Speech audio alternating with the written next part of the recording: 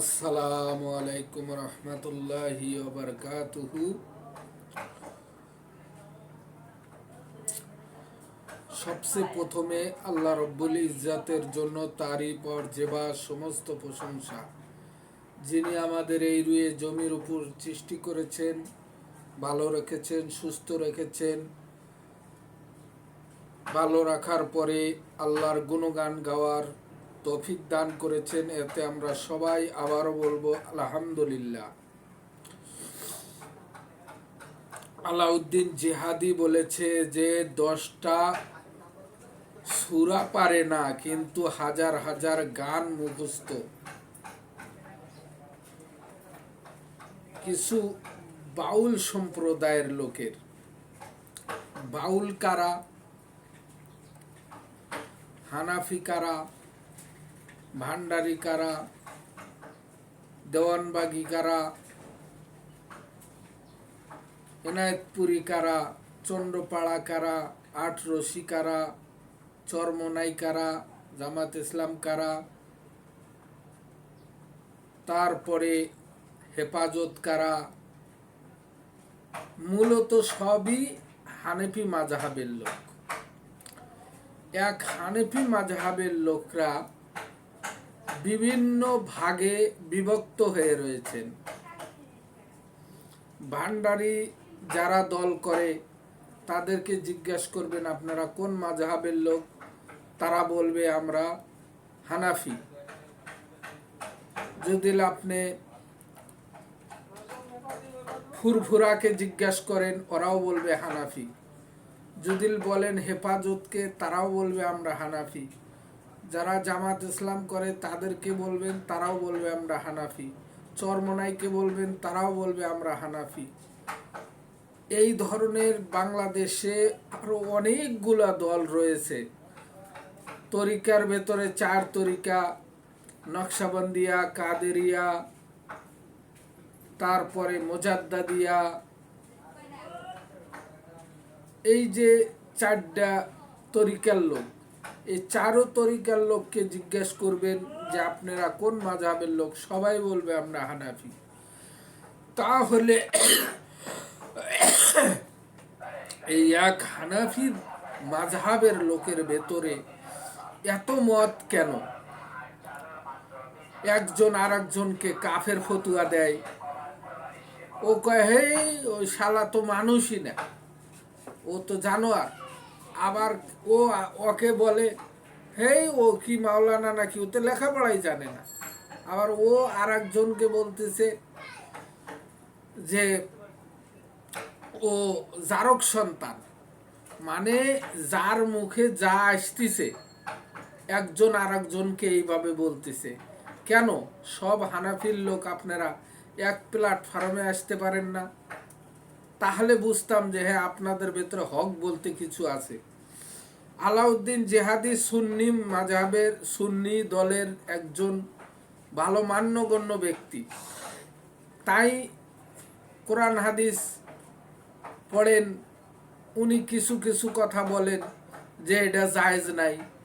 আবার ওই সুন্নির ভেতরেই অন্যান্য আলেম ওলামা যারা আছে, তাহিরি আছে, এরা বলে যে এগুলা জায়েজ আছে, গান গাওয়া জায়েজ আছে, তবলা বাজানো, বাজনা বাজানো, এগুলো সব জায়েজ আছে।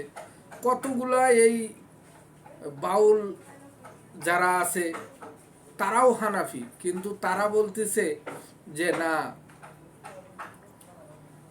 গান গাওয়া কোরআনে আছে, গান গাওয়া জায়েজ। আর কত কত লোককে তো দেখি নামাজ নাই, রোজা নাই, হজ নাই, জাকাত নাই, আল্লাহ নাই, রাসূল নাই, তারা শুধু গান গায়া বেড়ায়। তো যারা গান গায়া বেড়ায় তারাও নিজেকে বলে যে আমরা আল্লাহর ইবাদত করি, আমরা আশেকে রাসূল। তাতে কি বোঝা যায় যে তারা গান গায়, এটাই তাদের ইবাদত। তারা তো নামাজ কালাম পড়ে না, তারা খালি গান গায়া বেড়ায়, ইশকে রাসূলের ভাব দেখায়। তারাও কিন্তু আল্লাহর ইবাদত করে। কি ইবাদত করে? খালি গান গায়। তারা নিজেকে মনে করে যে আমরা যে গান গাইতেছি এটাই ইবাদত। তো এই ধরনের যারা আছে তারা গান গায়, সেই গানটা আবার অন্য তরিকার লোক ওই হানাফির ভেতরেই যারা দেওবন্দি ওয়াজ করে বেড়ায়, তারা আবার ওদেরকে কাফেরও বলে।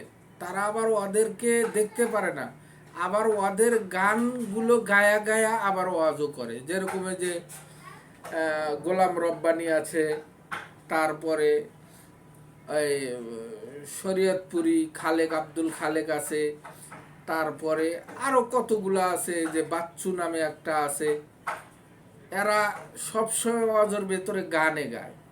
তো এই গান গাওয়া ওনারা বলে যে হারাম, কিন্তু ওনারা যে গাইতেছে, যেগুলা গায়া গায়া বয়ান করতেছে, সেগুলা কি?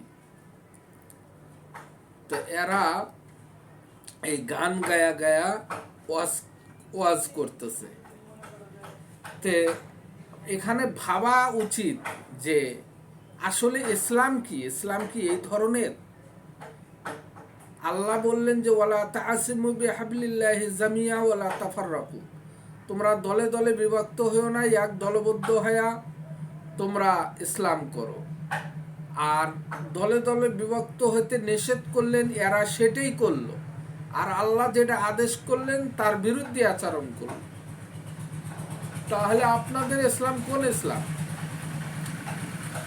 আর আহলে হাদিসের ভেতরে দেখেন, পৃথিবীর কোন প্রান্তে যাবেন, কোন জায়গাতে যাবেন, সেই জায়গাতেই আপনি জিজ্ঞাসা করবেন, সবাই একমত। কেননা এটা বলা, আমি আহলে হাদিসের প্রশংসা করতেছি না আর আপনাদেরকে তহিন করতেছি না। আমার বলার উদ্দেশ্য হলো যে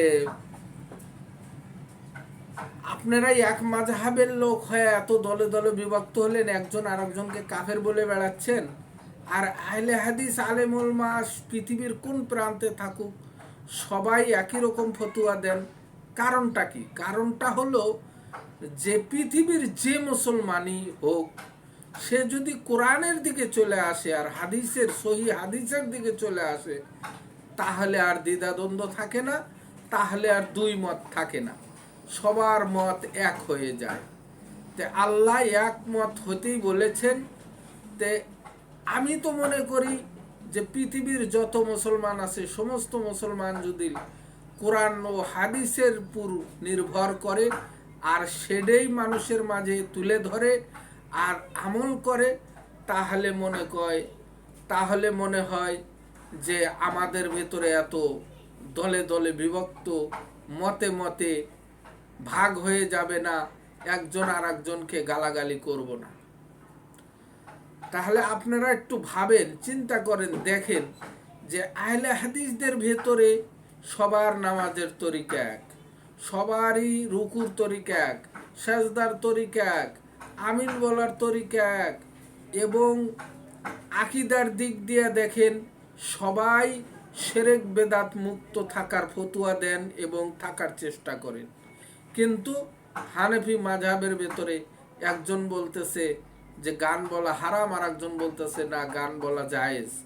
একজন বলতেছে পীর পূজা করা, মানুষ পূজা করা, এটা হলো তাজিমি সাজদা।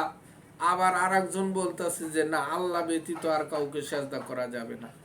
তাহলে এত মত, একই দলের ভেতরে এত মত কেন? এই বিষয়গুলো আমাদের একটু ভাবা উচিত। এই বলে আমি আমার বক্তব্য শেষ করছি। সুবহানাকা আল্লাহুম্মা ওয়া বিহামদিকা আশহাদু আল্লা ইলাহা ইল্লা আনতা ওয়া আতুবু ইলাইকা। আসসালামু আলাইকুম ওয়া রাহমাতুল্লাহ।